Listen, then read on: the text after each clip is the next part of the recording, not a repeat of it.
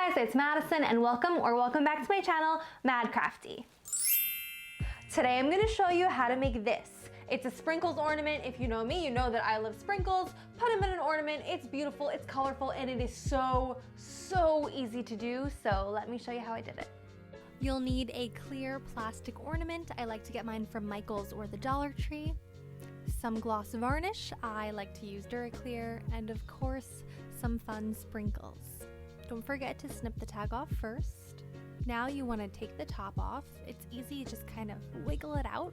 Next, if you don't have a funnel, you're going to make a paper cone. Make sure you don't make it too tight. You want to make sure that your sprinkles can come out of the end. Tape it down like that. Now go ahead and pour your varnish in. Definitely pour in more than you think you need. Next, just kind of roll it around. You want to make sure that the entire thing is coated in varnish. Make sure there aren't any empty spots. Wiggle it, jiggle it, whatever you gotta do. And then you simply pour the remainder back into the bottle or a cup if you want. Really make sure that all of it gets out. You don't want any small kind of varnish puddles in there. That will create a different kind of look. Now the rest is really easy. Use your cone, pour those sprinkles in. Again, I would do more than you think you need. And then gently shake your ornament. When the whole thing looks coated, you're gonna flip it over, tap it a little, make sure all the excess sprinkles are coming out, even if you have to shove your pinky up there to make sure there's none at the top.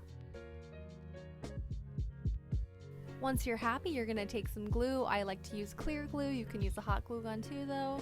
Put a good amount on the rim and then put your top back on. Hold it down for a little bit to make sure it's glued in, and you have your sprinkles ornament. Then go make a bunch more.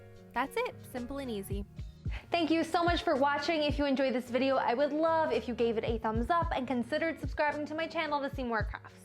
You can find me on Instagram at MadCrafty, and I'll see you soon. Bye.